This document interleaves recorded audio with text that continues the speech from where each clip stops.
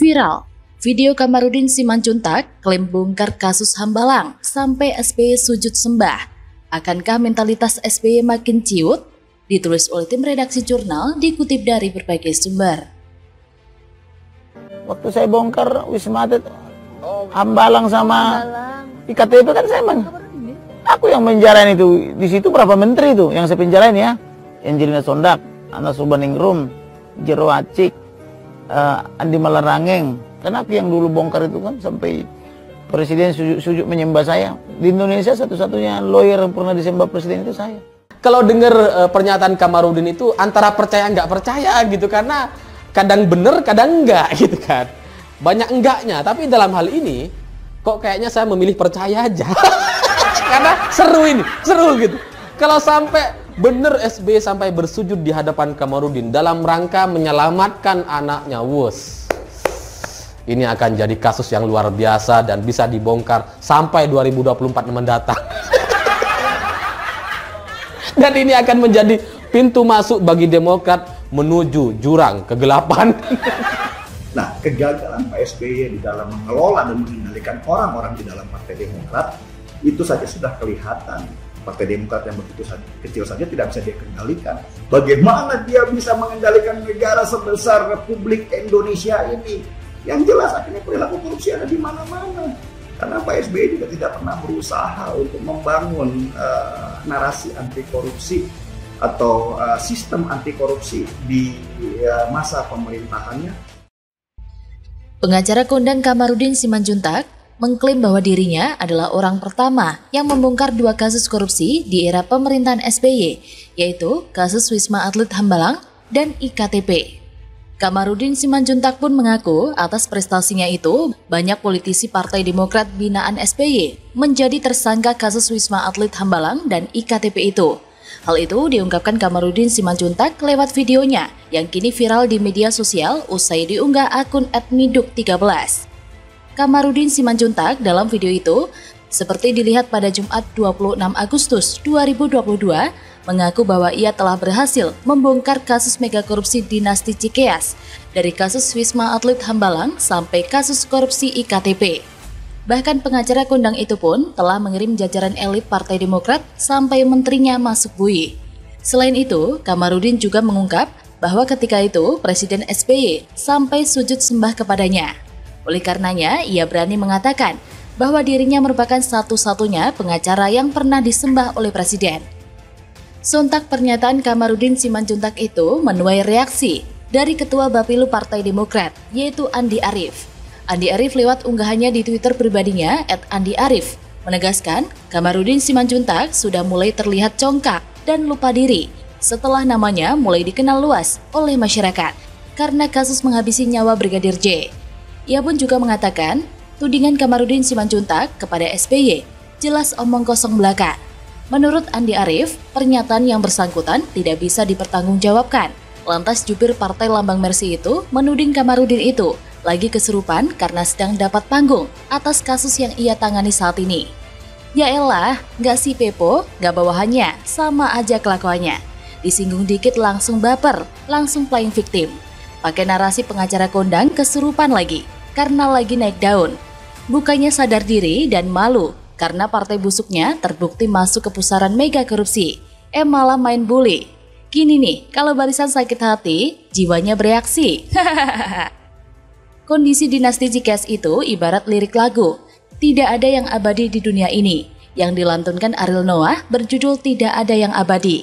Karena semua pasti ada masanya sobat, termasuk kekuasaan Presiden RI ke-6 SBY, yang dulunya menggurita, kini telah luntur dan meninggalkan legasinya yang tidak baik.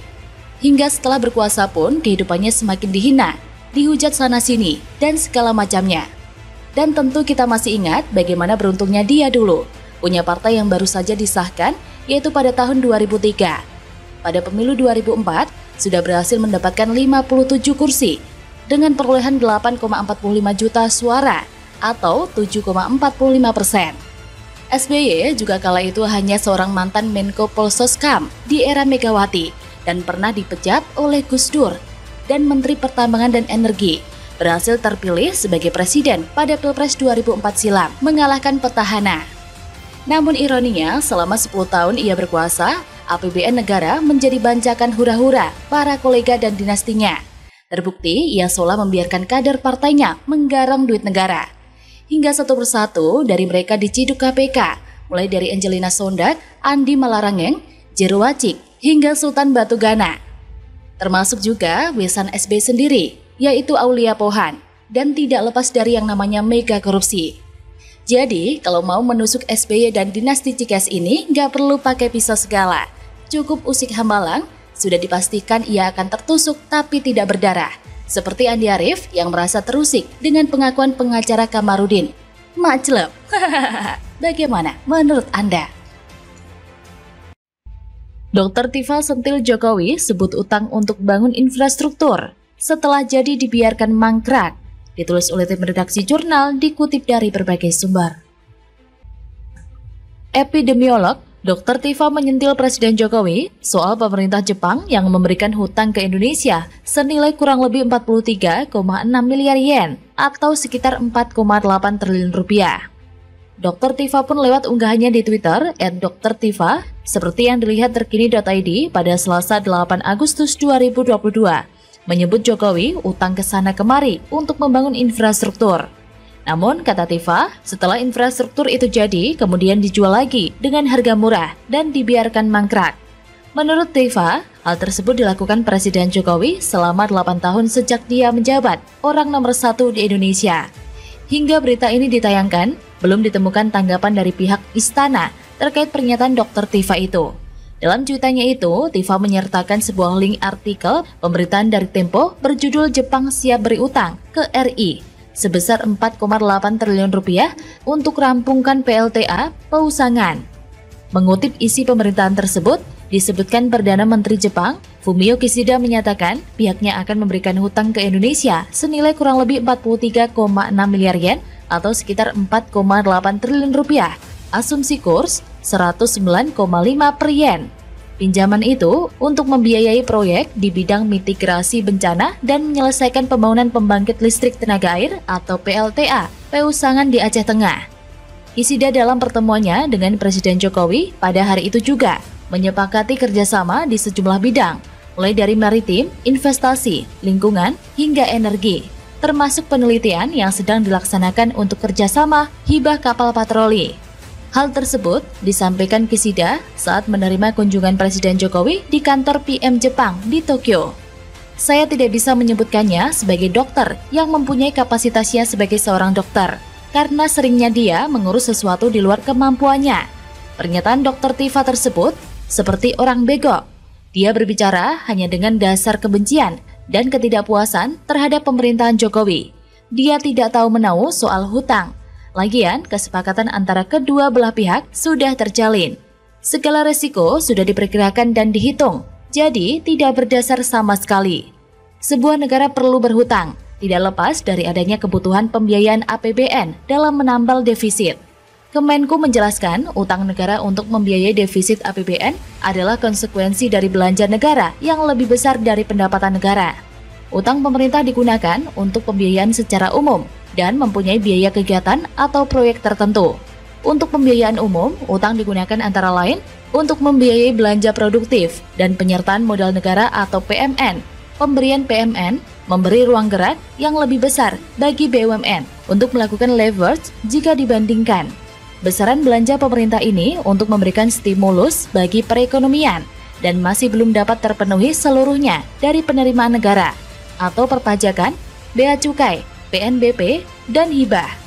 Kemenku menegaskan, dengan kebijakan berhutang, ekonomi Indonesia mampu tumbuh pada level saat ini, enggan belanja negara. Pada tahun 2045 nanti, Indonesia diproyeksikan menjadi salah satu dari 7 negara dengan kekuatan ekonomi terbesar di dunia. Kemenku menjelaskan, hasil dari pembangunan infrastruktur memang tidak dapat dirasakan dalam waktu singkat. Sebagai contoh, pembangunan jembatan yang membutuhkan 2-3 tahun. Manfaat dari jembatan ini dapat dinikmati setelah jembatan selesai dibangun. Infrastruktur akan menggerakkan ekonomi, menciptakan pemerataan, dan berujung pada pengentasan kemiskinan. Beberapa contoh infrastruktur yang dibiayai dari utang pemerintah adalah MRT Jakarta, Waduk Jati Gede, dan sejumlah proyek jalur kereta api. Lantas yang terakhir, yang menjadi sebab sebuah negara perlu berhutang adalah untuk mengembangkan pasar keuangan.